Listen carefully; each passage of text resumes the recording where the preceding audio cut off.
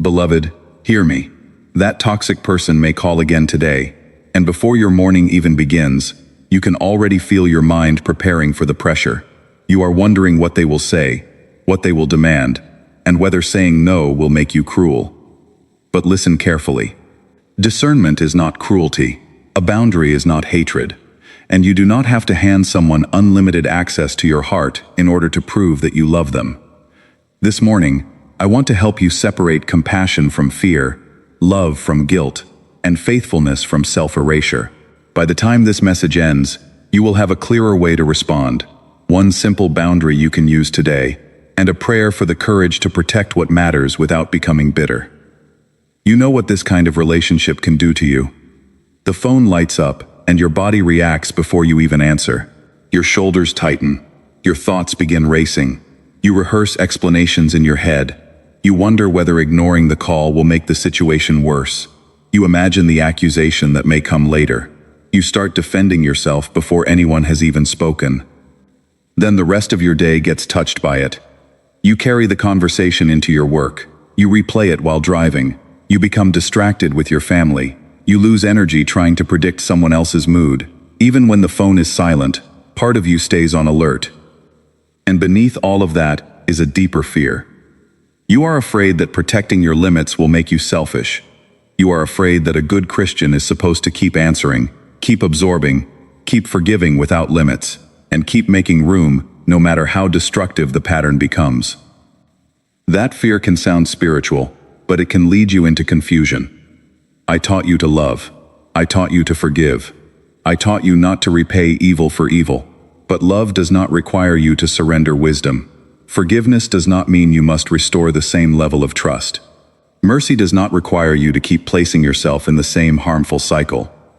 Proverbs 4 verse 23 says, "To guard your heart with diligence, because from it flow the issues of life." That verse is not telling you to harden your heart.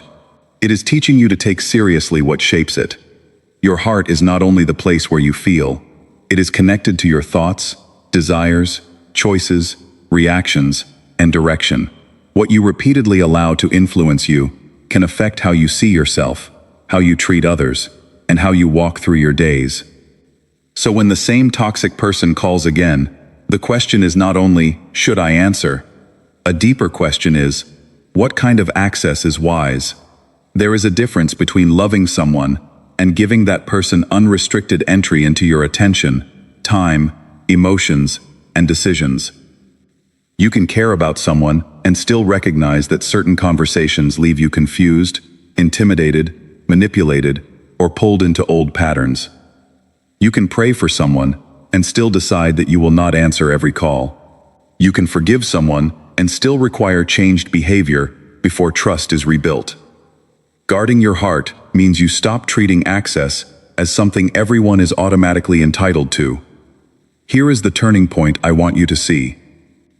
The belief that love means unlimited access may feel noble because you do not want to become cold, you do not want to become revengeful, you do not want to abandon someone who is struggling. But unlimited access can become a doorway through which fear keeps ruling you. Imagine that every time this person calls, they insult you, pressure you to make decisions you are not ready to make, or pull you into arguments you have already tried to resolve. You may tell yourself, I have to answer because I am a Christian. No, you are allowed to ask whether answering right now is wise. You can choose not to retaliate without choosing constant exposure. You can refuse hatred without agreeing to chaos. You can remain compassionate without making your peace depend on someone else's approval. Discernment asks a different question from guilt. Guilt says, what will they think of me if I set a limit? Discernment asks, what response helps me remain truthful, loving, responsible, and at peace before my Father?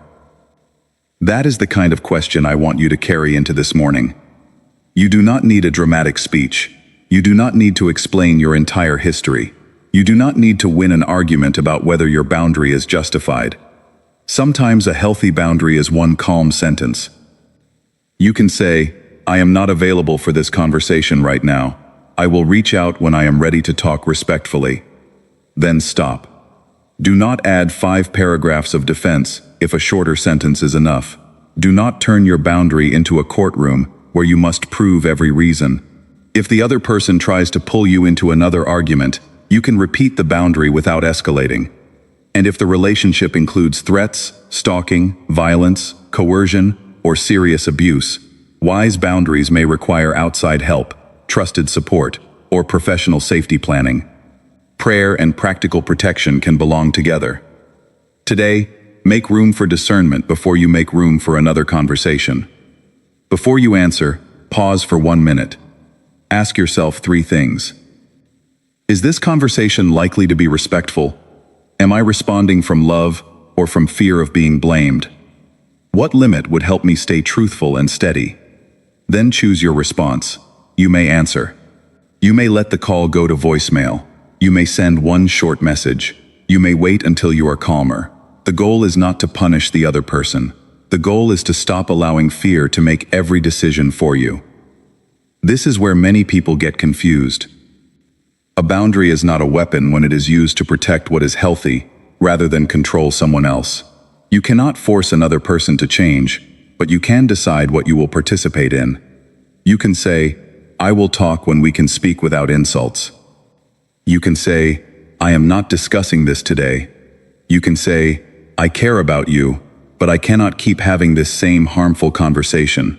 And then you can allow your actions to match your words. You do not have to become harsh to become clear. You do not have to become distant from me in order to become careful with people. I can teach you to hold both compassion and wisdom at the same time. So now, bring this person, this phone call, and this fear into prayer. My Father, I bring before you the one listening right now. You see the relationship that has become heavy. You see the tension they feel when the phone rings. You know the history they are trying to sort through, the guilt they carry, and the fear that saying no will make them unloving. Give them discernment. Help them recognize the difference between compassion and fear, between patience and enabling, between forgiveness and unsafe access. Make them slow enough to notice what is happening inside them before they react. Where guilt has been controlling their choices, bring truth. Where they have believed they must absorb every accusation, answer every call, or explain every limit in order to be faithful, give them freedom from false responsibility. Teach them to love without disappearing. Give them courage to set healthy limits without revenge, sarcasm, or cruelty. Keep bitterness from taking root. Help them speak clearly and calmly. Help them know when silence is wiser than argument, and when a direct conversation is needed. Give them the strength to accept that another person may dislike a healthy boundary. Let them remember that someone else's anger does not automatically mean they have done something wrong. If this relationship is merely difficult, give them patience and wisdom. If it is manipulative or destructive, give them clarity. If it is dangerous, guide them towards safe and trustworthy support. My Father, guard their heart without hardening it. Protect their peace without teaching them to hide from every uncomfortable relationship. Give them humility where they need correction, courage where they need limits, and grace where they need to forgive. Show them the next faithful step, not every step at once. And when the toxic person calls again, help them remember this moment. They do not have to answer from panic. They do not have to prove their love through unlimited access. They can pause, they can pray, they can choose a wise response. They can protect what is healthy without becoming hateful. Lead them in love that has wisdom, mercy that has truth, and boundaries that make room for peace. I place them in your care. Amen. If this message helped you, comment with the word discernment as a simple reminder of the boundary you want to protect today. Subscribe for more Christian devotionals and prayer.